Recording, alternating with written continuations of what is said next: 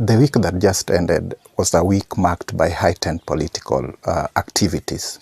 For once, Azimio Coalition was formally launched under the watch of more than 21 political parties. And in his capacity as the Jubilee leader, President Uhuru Kenyatta graced that event. It's also not lost on Kenyans that it is a week that was preceded by a lot of negotiations from the political parties that were to form part of this coalition. And notably was the inclusion of one Kalonzo Musyoka into that coalition. But we will come to that after some time. Let's look at the political ripples that this activity brought. Take a keen look at the effect of this event on the other camp or the other coalition, which is Kenya Kwanza, led by the Deputy President. This is something that they did not take in positively. It affected their camp, and it personally affected the campaign strategies for the Deputy President. On Sunday, the Deputy President had a rally in Kiambu County. And this rally was strategically planned so that they would find a platform where they would air out or express certain issues that they felt were of concern. And to what came out there was that the fact that President Uhuru Kenyatta formally came out to endorse Raila Odinga is something that stung the Deputy President and his team so much.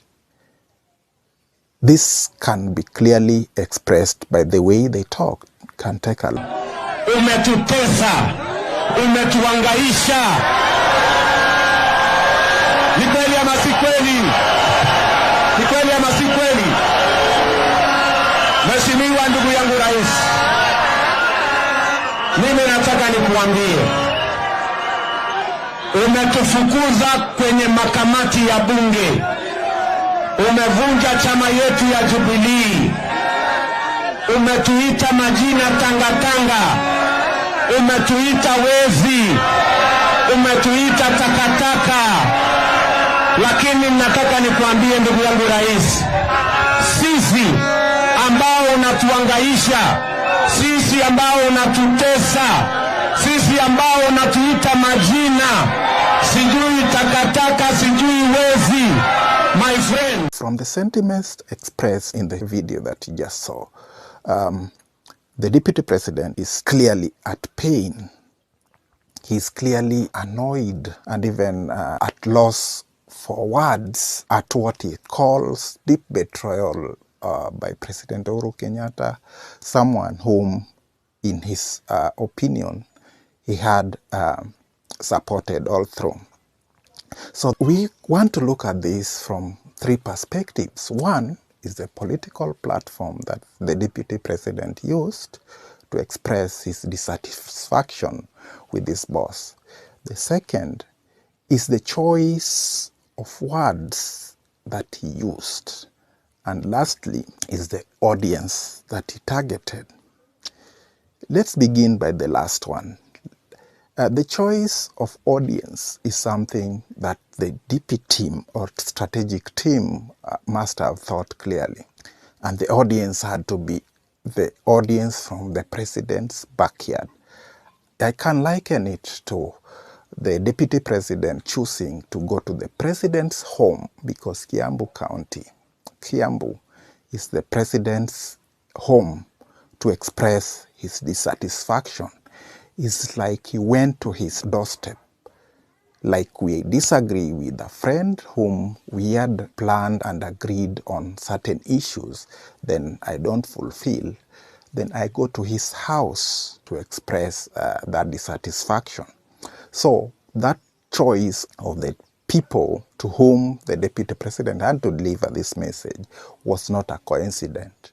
He couldn't go and deliver that message to a place like, for example, Mombasa. It would have not brought the message home the way he wanted it.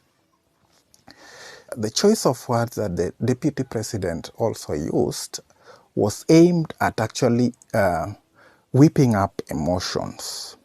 For example, he talks of mnatudharau, unatuita majina kama wakora and all that kind of thing was meant to portray this president as someone who does not have respect or does not have any regard to his deputy. And the aim here is to draw emotions of his supporters and to see Uhuru in a negative light. And the choice of platform, actually who was there and the basis upon which the deputy president decided to deliver this message is also something that we Kenyans cannot take for granted.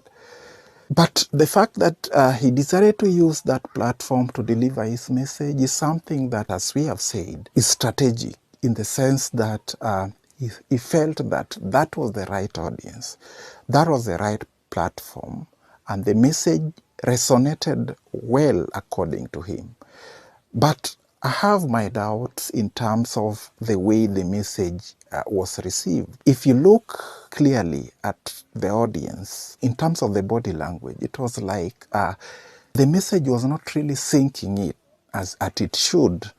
If you saw like people in terms of even the facial expressions and even in terms of the way that they you would feel that a message like that meant to whip emotions would have, that goal would have been achieved, is not something that I felt that was achieved on that platform.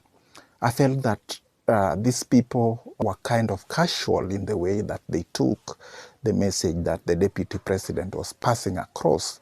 So the deputy president wanted to, why would he want to whip emotions?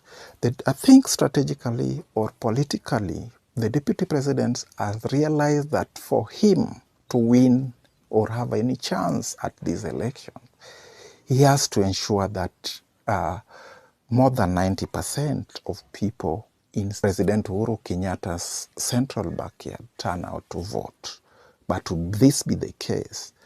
I have my doubts, given that this community does not have a clear leader up there, someone whom they feel they directly relate to in terms of geographical background and even tribal and even deep association.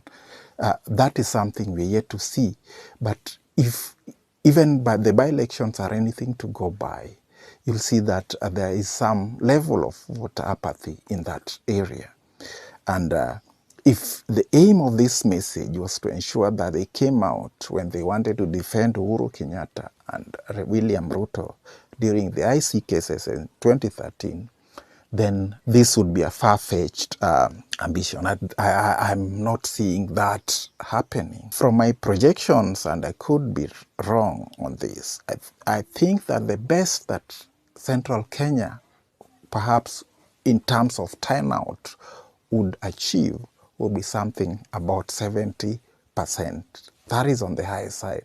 Higher side, 70, 75. I think give it about 30% of the voters may decide just to not take the voting seriously. And this is something that the DP camp would really not want to happen, because that would be a sure way of telling him that he was going nowhere or is going nowhere. The other thing that I think perhaps struck Ruto so much to ensure that he came out the way he came out is the fact that he felt that he was losing grip. The fact that the president came out and that 21 political parties are, of course, supporting your competitor is not something you want to take for granted. It shows that the confidence levels that your competitor gets in terms of those boosts is something that would rub any person the wrong way. And knowing that, Raila Odinga currently has a competitive advantage in terms of this race to William Ruto is something that William Ruto would not want to take lying down. Even if still in Mount Kenya, just the other day, Kiraitu Murungi joined Azimio, and Kiraitu Murungi and someone like Munya are people who have sway and have very huge voting bases in Meru region. Remember that the deputy president had to go there the following day to try and do what this gentleman had done. Whether this would yield any fruit is something that we are yet to see. But the fact is that the deputy president has realized that the mountain region is becoming a little bit slippery in terms of assuring him a clear win. So a lot of things will be happening this week, even as the political campaigns unfold. But we will be keenly watching at how everything will turn out. Continue to support us, continue to like and subscribe to this channel. If you have a question, you can just drop it down there and we'll be gladly willing to respond to. So thank you very much, and until next time.